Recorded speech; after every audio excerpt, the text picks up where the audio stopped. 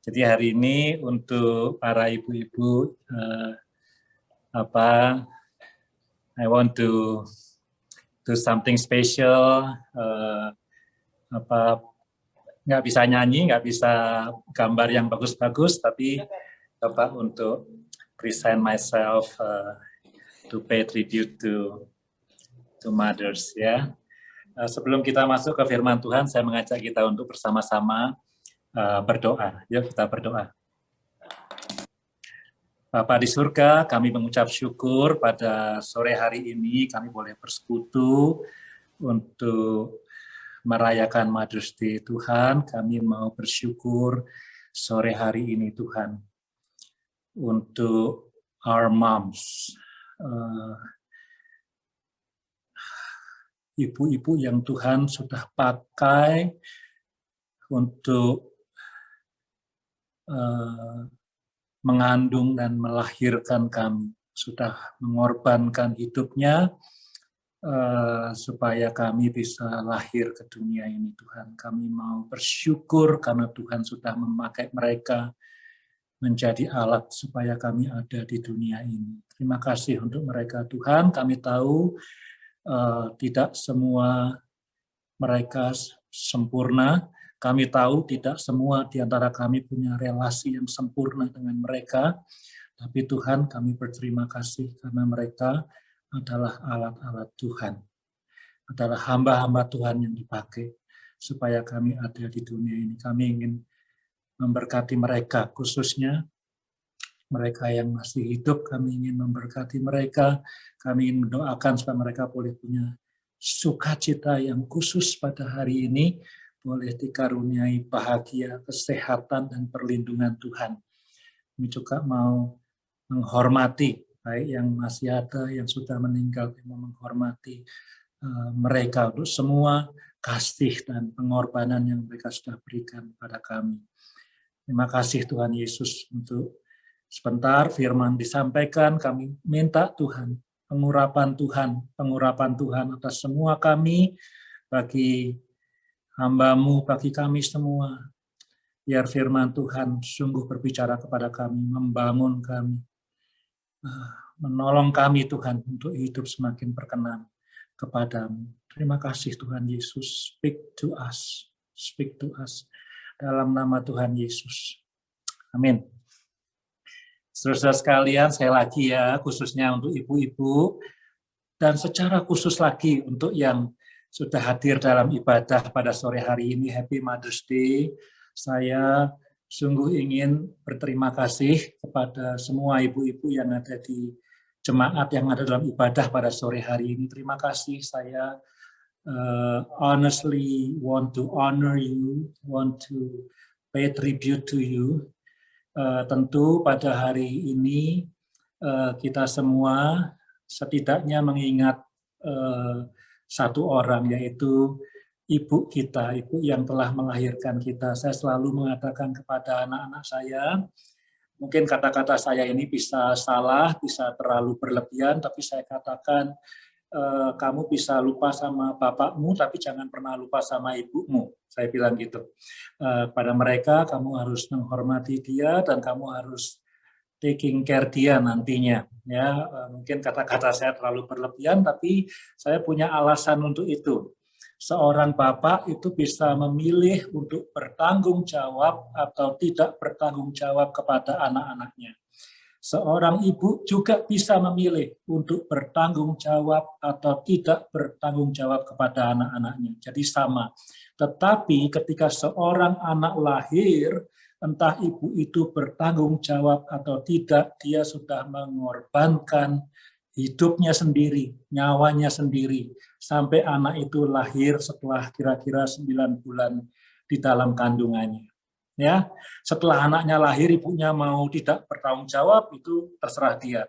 Setelah anaknya lahir atau bapaknya tidak mau tanggung jawab, terserah dia. Tapi ketika anak itu lahir, ada seorang ibu yang telah mengorbankan hidupnya, mengorbankan nyawanya untuk bisa anak itu lahir dengan sehat. Itu sebabnya kalau anak lahir, kita bukan cuma tanya bagaimana anaknya sehat, tapi kita tanya bagaimana anaknya, bagaimana ibunya. Dan kalau beritanya gembira, maka dikatakan bahwa both mothers and the babies are healthy, gitu ya. Jadi untuk itu ibu punya special place, ya, dan Tuhan memakai mereka supaya kita semua ini ada di dunia ini dan bisa hidup, ya. Jadi sekali lagi I want to honor, menghormati ibu-ibu sekalian.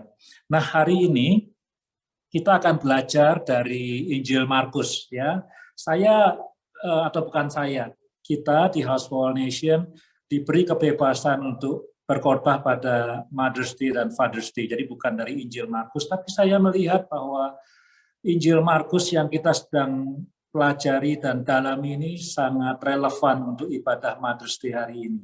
Saya mengajak kita semua untuk membuka Alkitab kita dari Injil Markus pasal yang kedua ayat 1 sampai 12. Ini cerita yang sangat populer sekali, bahkan cerita ini salah satu cerita yang paling menempel dalam otak saya dari kisah-kisah yang diceritakan oleh guru-guru sekolah minggu saya waktu saya masih kecil dulu, ya.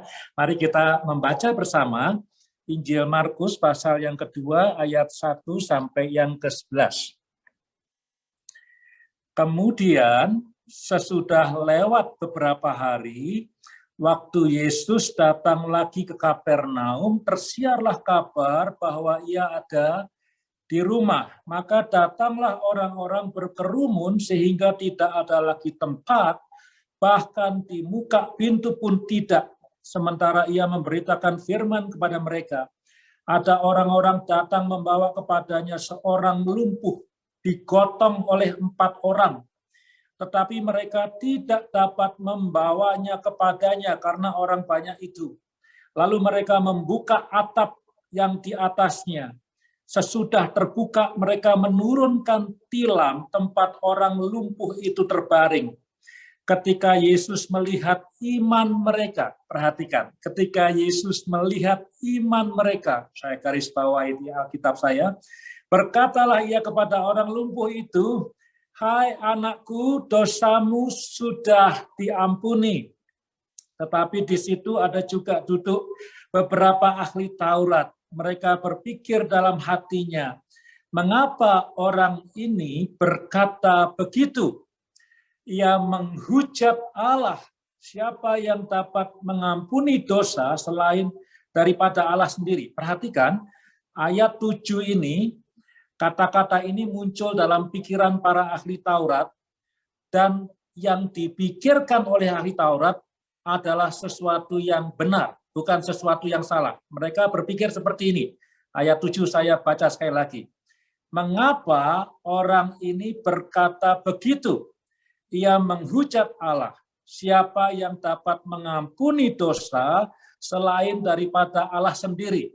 Itu betul sekali. Jadi yang bisa mengampuni dosa hanya Allah sendiri. Problemnya adalah bahwa ahli Taurat tidak tahu bahwa Yesus adalah Allah. Tetapi Yesus segera mengetahui dalam hatinya bahwa mereka berpikir demikian. Lalu ia berkata kepada mereka, mengapa kamu berpikir begitu dalam hatimu? Itu pertanyaan Tuhan Yesus.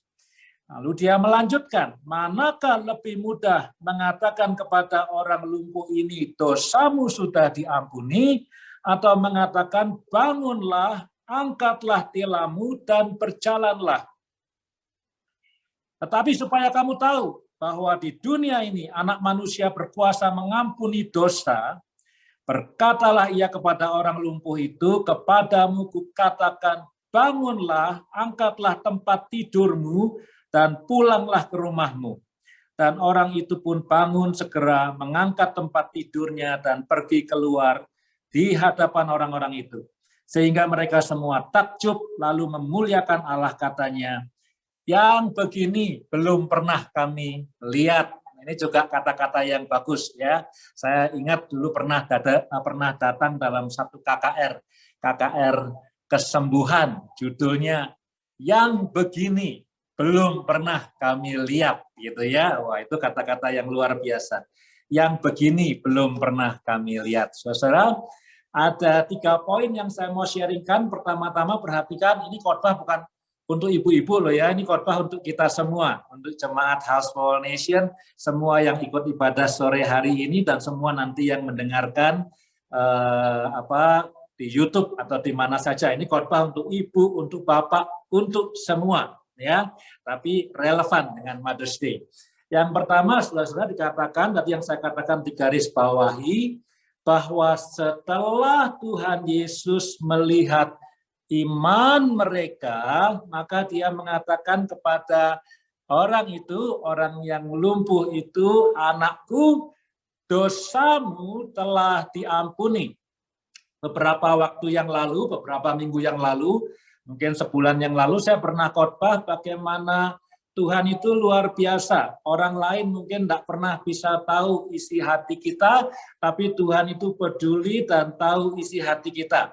Orang lain tidak tahu tentang permasalahan kita yang paling dalam, sering kita tidak bisa mengungkapkannya, tapi Tuhan yang peduli dan Tuhan yang tahu mengenai pergumulan hidup kita.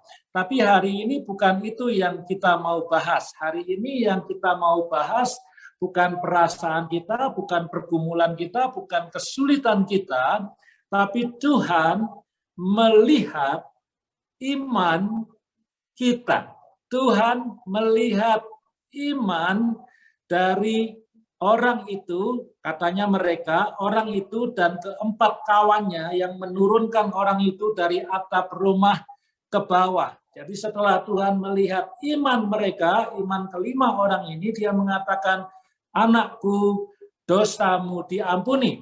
Iman dalam bahasa Yunani adalah pistis. Iman bukan perasaan kita, iman bukan kesulitan kita, iman bukan kesedihan kita, iman bukan pergumulan kita, iman bukan sakit hati kita, iman bukan kecemburuan kita, iman bukan dendam kita, iman adalah what we believe.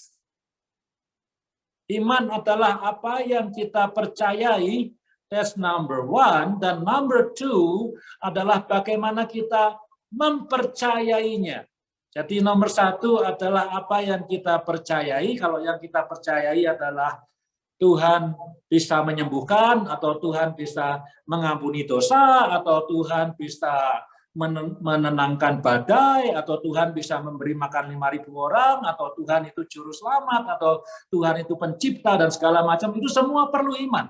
Ya, kita tidak bisa menemukan 100% evidence, misalnya 100% evidence dengan keterbatasan otak kita bahwa alam semesta ini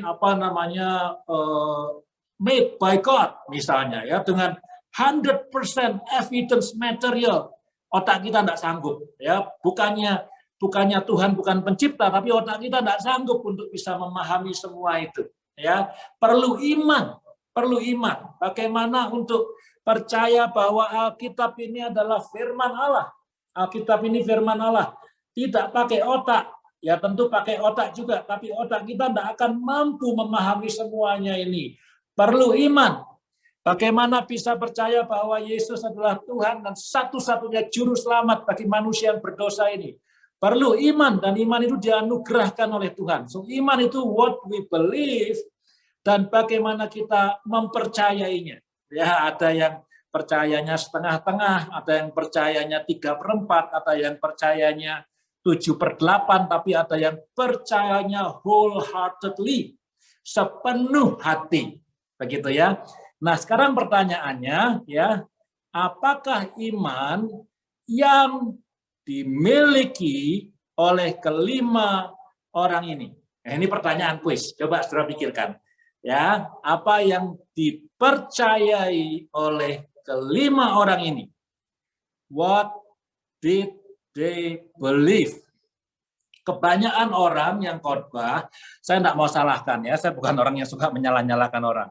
Kebanyakan orang yang berkhotbah dari ayat ini mengatakan bahwa orang 5 ini punya iman bahwa Yesus sanggup menyembuhkan dia.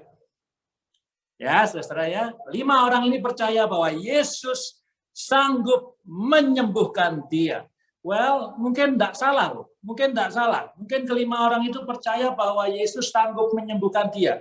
Tapi perhatikan bahwa respon Tuhan Yesus setelah melihat iman dari 5 orang ini mengatakan, anakku, dosamu diampuni. Wah, ini tricky ya. Jadi ketika sekolah minggu saya belajarnya Yesus sanggup menyembuhkan orang lumpuh. Dalam bahasa Inggris paralytic, orang yang tidak bisa berjalan ya, maka itu ada paralimpik, olimpik untuk orang-orang cacat begitu ya. Jadi orang berpikir biasanya, oh, kelima orang ini percaya bahwa Tuhan Yesus sanggup menyembuhkan penyakit dari orang yang lumpuh ini. Tapi saudara-saudara, respon Tuhan bukan itu. Respon Tuhan mengatakan, anakku, sekarang dosamu diampuni. Loh, kan katanya setelah Tuhan melihat iman mereka. Apa jangan-jangan Tuhan salah melihat? Ya, kalau kita mengatakan bahwa mereka, iman mereka percaya bahwa Tuhan Yesus sanggup menyembuhkan orang yang lumpuh ini, maka seharusnya respon Tuhan Yesus apa? Anakku, bangun, berjalanlah. Betul enggak? Ya, tapi bukan itu. Anakku, dosamu diampuni. Kalau begitu, saudara-saudara, kalau begitu, iman yang dimiliki oleh kelima orang ini lebih dalam daripada Yesus mampu menyembuhkan mereka. Iman yang dimiliki oleh kelima orang ini adalah bahwa Yesus sanggup mengampuni dosa manusia. Itu iman yang mengatakan bahwa Yesus adalah Tuhan. Orang Farisi tidak percaya itu. Ahli agama tidak percaya itu. Ahli Taurat tidak percaya itu. Tapi kelima orang ini tahu bahwa Yesus adalah Tuhan. Dan dia mampu dan sanggup mengampuni dosa manusia. Dan Tuhan melihat iman itu, kata Alkitab. Dia melihat, dia tidak salah melihat. Tuhan Yesus tidak pakai kacamata seperti saya. Ya, kalau tidak pakai kacamata ini bisa salah baca. Ya, Tuhan Yesus tidak pakai kacamata, matanya mata Tuhan, jelas dia melihat iman. Oh, dosamu diampuni. Ya, menarik ya, luar biasa. Nah, saudara, apa sih? Ini tentu pelajaran buat kita ya, iman ya. What we believe gitu ya. Tidak salah loh untuk percaya bahwa Tuhan Yesus sanggup menyembuhkan, tidak salah. Ya, saya percaya Tuhan Yesus sanggup menyembuhkan penyakit. Saya percaya Tuhan Yesus sanggup membuat mujizat, tapi kelima orang ini percaya lebih daripada itu, ya. Dukun bisa enggak menyembuhkan penyakit? Ya, ada yang bisa, ya. Yang bisa menyembuhkan penyakit bukan cuma kuasa Tuhan, ya. Kuasa setan bisa menduplikasi juga kadang-kadang menyembuhkan penyakit, ya. Tapi yang bisa mengampuni dosa siapa? Cuman satu, hanya satu, yaitu kalau dia adalah Tuhan. Karena itu kata ahli Taurat, orang atau bukan orang yang bisa mengampuni dosa hanyalah Tuhan, itu adalah kata-kata yang betul. Hanya sayangnya ahli Taurat tidak bisa melihat Yesus itu adalah Tuhan. Ya, saudara, iman itu yang paling penting dalam hidup kita. Perlu dipelihara, perlu dipupuk, perlu bertumbuh. Karena apa? Perhatikan, Tuhan melihat iman kita. Tuhan tidak melihat, ya perhatikan loh ya, ayat yang kita tulis, yang ditulis oleh Markus tadi, Tuhan tidak melihat bagaimana mereka mendaki atap, melobangi atap, menurunkan orang yang sakit ke bawah. No, Tuhan melihat iman mereka. Ya, Tuhan tidak melihat bagaimana mereka berusaha untuk menerobos kerumunan orang, begitu ya pada waktu itu, tapi gagal kemudian lewat atap. Tuhan tidak melihat itu. Tuhan melihat iman mereka. Nah, saudara, ini Hari Ibu ya, ada apa ya? Ada bukan percayaan, tapi ada ya the truth ya, bahwa ibu-ibu atau kaum wanita khususnya, dan Alkitab juga mengatakannya, itu selalu ingin terlihat cantik, ya, betul ya, ya itu bagus ya, ya ibu-ibu, kaum perempuan, kaum wanita selalu ingin terlihat cantik, datang ke pesta, tentu perlu waktu untuk merias wajah, rambut dibikin bagus, ya, harus beli apa namanya, pakaian yang bagus ya, dari satu pesta ke pesta yang lain, kalau bisa pakaiannya ganti-ganti ya. Kalau pakaiannya sama terus nanti dikirain pakai seragam kan, ya mesti ganti-ganti ya. Kalau bapak-bapak kan enggak peduli ya, tinggal berat gitu kan, jasnya sama terus ya nggak apa-apa gitu ya.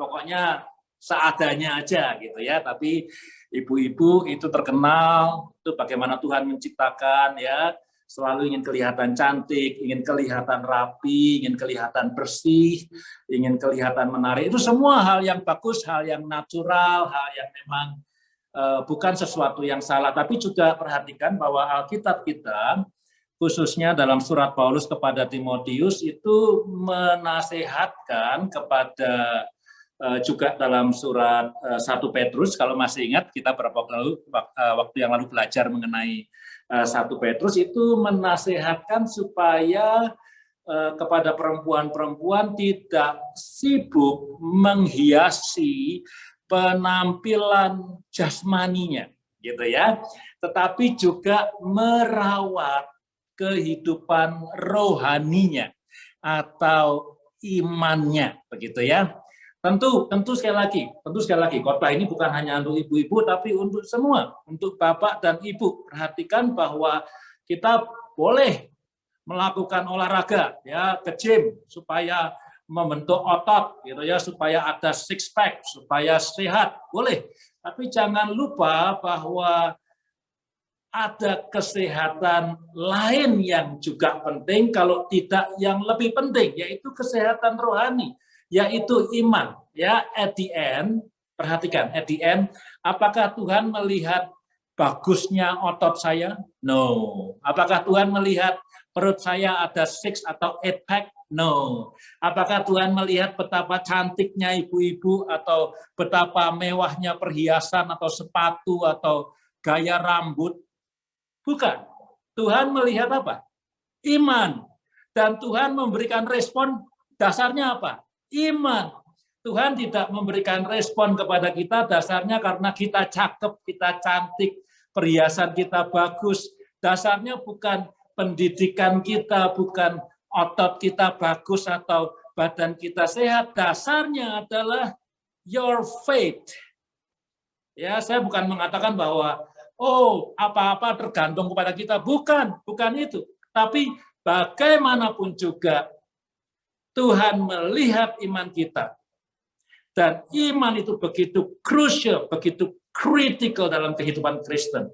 Karena itu menentukan kualitas hidup kita. Dan iman itu adalah anugerah Tuhan. Saya ingin mengatakan bahwa paragraf yang sebelumnya, yang kita baca lalu, yang kita khotbahkan minggu yang lalu, Tuhan Yesus berjalan kemana-mana setelah Yohanes Pembaptis tidak melayani lagi, dan dia mengatakan apa? Bertobatlah, ya toh, berilah dirimu dibaptis supaya dosamu diampuni. Nah, itu iman itu yang ada dalam diri kelima orang ini. Ya, dia ingin datang kepada Tuhan Yesus bukan supaya dia berjalan dan meninggalkan tilamnya. Dia datang kepada Tuhan Yesus karena dia ingin bertobat. Dia ingin mengaku dosa. Dia ingin dibaptiskan dan menjadi percaya kepada Tuhan Yesus. Nah, barangkali kita selama ini agak salah. Kita melihat bahwa, kelima orang ini ingin supaya orang yang lumpuh tadi disembuhkan. Ya, tentu ada keinginan itu. Tetapi iman mereka bukan itu. Iman mereka percaya Yesus mengampuni dosa. Yesus anak Allah. Yesus adalah Tuhan. Ya, saudara-saudara, sekali lagi tidak salah memelihara penampilan fisik, menjaga kesehatan jasmani, semua itu baik. Tapi jangan lupa ada yang penting jika bukan yang lebih penting, yaitu kesehatan rohani, imanmu. Tuhan melihat imanmu, bukan wajahku tapi imanku, bukan wajahmu tapi imanmu. Ya, itu yang pertama. Yang kedua, kita tidak membuat iman itu sebagai sesuatu yang teori, ya. Iman itu harus nampak dalam perbuatan-perbuatan kita. Yakobus mengatakan iman tanpa perbuatan itu adalah mati. Perhatikan nih, Ya, kelima orang tadi melobangi atap, yang 4 temannya melobangi atap, menurunkan orang lumpuh itu ke bawah, itu tindakan mereka. Tuhan tidak melihat tindakannya, Tuhan melihat imannya, yaitu firman yang kita baca. Tapi iman mereka itu dinyatakan dalam perbuatan. Ya, Yesus ada di dalam rumah, mereka tidak melihat Yesus karena apa? Kata firman Tuhan, pintunya penuh dengan manusia. Mereka tidak melihat Tuhan Yesus, ya. Tapi mereka ingin bertemu dengan Tuhan Yesus, mau nerobos kerumunan orang, tidak sanggup. Apalagi bawa tandu isinya orang lumpuh. Susah sekali. Tapi mereka tidak putus harapan. Mereka coba untuk naik ke atap. Bayangkan susahnya kayak apa? Bawa orang lumpuh naik ke atap. Caranya gimana coba? Ya, mau pakai apa? Kan waktu itu tidak ada forklift. Ya, adanya kan paling tangga kayu. Bagaimana caranya membawa orang lumpuh naik ke atap? Katakanlah rumahnya cuma 3 meter tingginya. Tidak mudah. Sesuatu yang sulit. Bagaimana caranya melobangi atap? Saya tidak tahu atapnya terbuat dari apa, ya. Tapi bagaimana melobangi atap? Kalau itu katakanlah seperti di Indonesia dengan genteng, nyopot genteng, kemudian buka ceiling, perlu berapa lama sampai kemudian menurunkan orang itu ke bawah. Tapi itulah iman. Ya, itulah iman. Iman itu bukan teori, iman itu bukan hafalan doktrin, iman itu bukan poin-poin atau apa gitu ya, sesuatu yang cuma dihafal saja. Iman itu dilakukan, gitu ya. Tuhan melihat iman mereka, mereka melihat begitu berharganya Tuhan Yesus, begitu pentingnya pertobatan dan pengampunan dosa. Tapi mereka bukan cuma just believe, they do it. Karena itu saya katakan iman itu is about what you believe dan how do you believe it. Mereka wholeheartedly butuh Tuhan Yesus, bukan yang lain.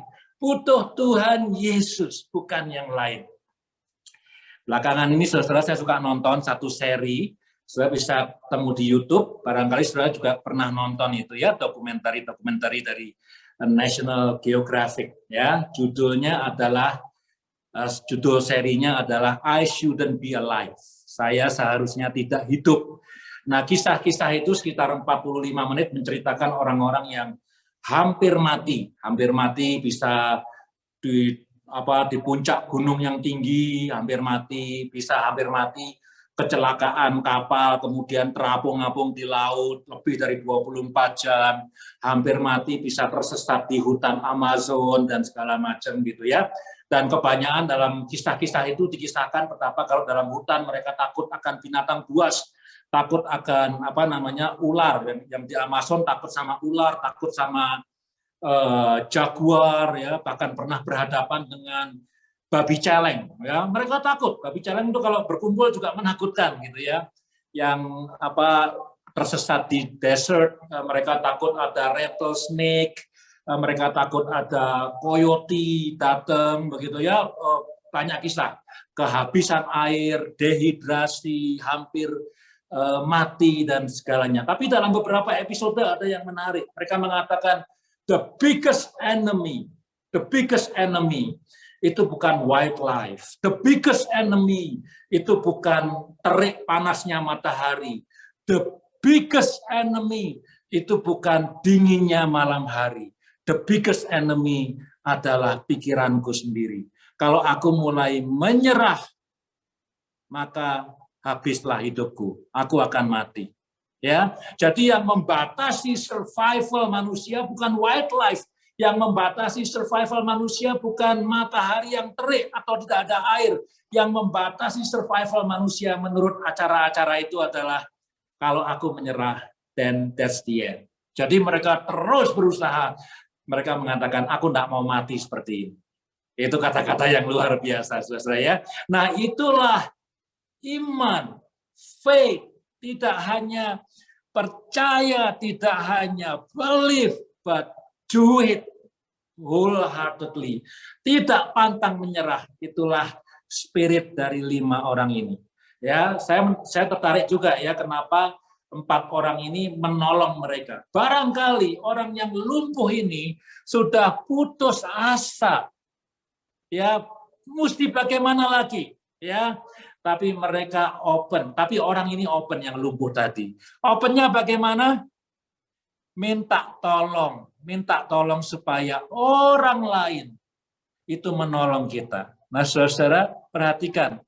Kalau kita memerlukan sesuatu, kita betul-betul beriman, kita tidak menemukan jalannya. Perhatikan ini, ya. Jangan takut, jangan malu minta tolong orang lain, ya. Jangan mengatakan aku enggak bisa, sudah aku give up. Aku enggak bisa, aku give up. Aku enggak punya mobil untuk ke gereja, aku enggak ke gereja. Aku enggak punya ini dan seterusnya. Kalau itu what you believe, kalau itu adalah imanmu, maka minta tolong orang. Orang yang lumpuh ini saya pikir luar biasa imannya. Dan kemudian dia mengajak 4 rekan-rekannya untuk menolong dia supaya dia bisa bertemu dengan Tuhan Yesus dan supaya dosanya diampuni.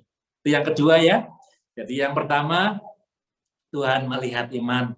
Yang kedua, iman itu tidak hanya konsep, tapi lahir dalam perbuatan. Yang ketiga, yang terakhir, Tuhan bertanya kepada orang-orang Farisi yang berpikir, ini orang bukan Tuhan kok mengampuni dosa. Tuhan bertanya begini, mana yang lebih mudah, mengampuni dosa atau menyuruh orang ini bangkit dan berjalan?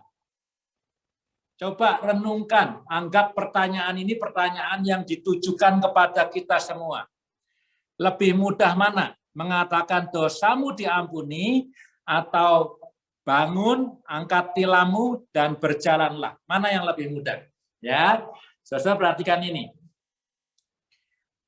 Di sebagian besar otak orang-orang yang ada pada waktu itu, mengatakan orang lumpuh ini bangun dan berjalan tentu lebih sulit.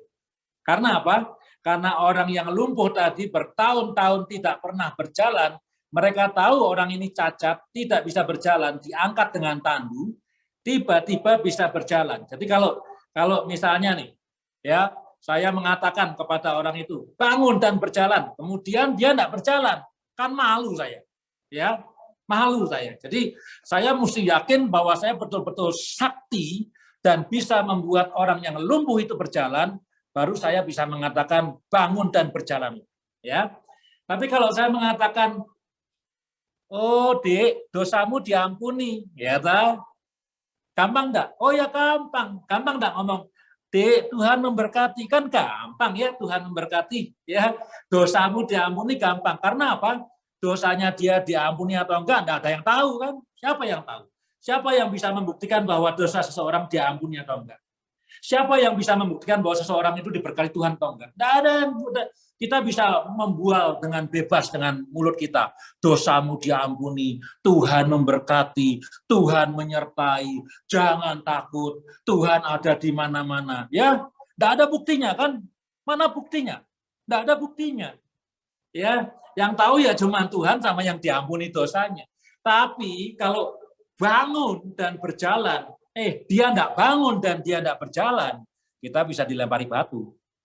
Ya, artinya apa? Kita ngomong sesuatu yang kita sebetulnya tidak punya kuasa untuk mengatakan hal itu. Ngerti ya? Jangan salah nangkep. Tapi di otak kebanyakan orang-orang pada waktu itu lebih sulit membuat orang lumpuh ini berjalan. Itu sebabnya kemudian Tuhan menjawab, tetapi untuk mengatakan kepadamu bahwa anak Allah itu berkuasa untuk mengampuni dosa, maka aku katakan sekarang, hai engkau, bangun, angkat tilammu, berjalanlah. Perhatikan itu. Ya, di otak orang-orang membuat dia berjalan itu lebih sulit. Ya, tapi perhatikan, sebetulnya yang lebih sulit adalah mengampuni dosa. Karena apa? Karena hanya Tuhan yang bisa mengampuni dosa. Membangkitkan orang lumpuh, menyembuhkan orang sakit, Saya sudah katakan bisa dukun, bisa kuasa yang lain, ya. Tapi mengampuni dosa itu adalah hanya Tuhan yang bisa. Itu lebih sulit. Tetapi di otaknya manusia yang hadir pada waktu itu lebih sulit mana? Lebih sulit membuat orang lumpuh ini berjalan. Ini perhatikan. Ini poin saya yang ketiga, poin saya yang terakhir. Tuhan tidak memberikan apa yang kita inginkan. Tuhan memberikan apa yang kita butuhkan. Meskipun itu lebih sulit. Meskipun tidak mudah. Tapi Tuhan tahu apa yang kita butuhkan. Orang yang lumpuh tadi pasti ingin berjalan. Orang yang sakit pasti ingin sembuh. Orang yang buta pasti ingin melihat, nggak usah ditanya. Orang yang kena COVID pasti ingin negatif kalau dites, nggak usah ditanya. Orang yang kepalanya pusing, pengen pusingnya hilang. Orang yang stres, pengen stresnya hilang. Orang yang lapar pasti pengen makan, nggak usah ditanya. Orang sakit pengen sembuh, nggak perlu ditanya. Semua sudah tahu, pasti ingin. Tapi Tuhan tahu, dia perlu diampuni dosanya. Maka Tuhan mengatakan, dosamu diampuni. Ya, ingin sembuh, tidak perlu ditanya sama Tuhan. Ya, tapi dosamu diampuni. Karena itu yang paling penting di dalam kehidupan manusia. Juga kehidupan kita. Yang paling penting, dosa diampuni. Dibenarkan oleh Tuhan. Kita yang manusia berdosa dibenarkan Tuhan. Dan kemudian diselamatkan oleh Dia. Nah, saudara-saudara, sekali lagi ini khotbah untuk kita semua, ya. Tapi kita boleh belajar untuk mengerti apa yang sesungguhnya kita butuhkan. Bukan sekedar apa yang kita inginkan. Tidak salah untuk mengejar apa yang kita inginkan, tapi jangan pernah lupa dengan apa yang paling kita butuhkan. Ya, dan berita baiknya, good news-nya, Tuhan tahu apa yang kita butuhkan. Dia mencukupi apa yang kita butuhkan, baik itu kebutuhan rohani, kebutuhan jiwani, kebutuhan jasmani. Dia mencukupkan apa yang kita butuhkan, bukan apa yang kita inginkan. Ya, saudara-saudara, luar biasa firman Tuhan hari ini. Saya akan akhiri, saya simpulkan ya. Nomor satu apa, saudara-saudara? Nomor satu, Tuhan melihat iman kita. Dia bertindak, dia menjawab berdasarkan apa? Berdasarkan iman kita. Jadi pelihara iman kita dengan baik, bukan cuma jasmani yang diberi makan, bukan cuma wajah yang dipercantik, tapi iman juga perlu dipercantik dan diberi makan. Ya, baca Alkitab, dengar firman Tuhan, dengar khotbah, berdoa, berpuasa, beribadah, melayani, semua itu. Ya, menguatkan iman, menghidupkan iman. Nomor dua, ayo kita membuat iman bukan sekedar teori, tapi menjadikan itu real dalam kehidupan kita. Kita berjuang, kita hidup sesuai dengan what we believe. Ya, wholeheartedly melakukan apa yang kita percayai, ya, supaya tidak seperti orang munafik. Dan yang ketiga, berita baik, kita juga diperingatkan untuk mengutamakan apa yang kita butuhkan. Tidak sekedar mengejar apa yang kita inginkan. Yang kita inginkan mungkin bukan yang kita butuhkan. Tapi yang kita butuhkan pasti sesuatu yang penting. And the good news is, Tuhan tahu apa yang kita butuhkan. Anakku, dosamu diampuni. Mari kita berdoa bersama-sama. Bapa di surga, terima kasih untuk firman-Mu. Terima kasih untuk kebenaran firman-Mu, Tuhan.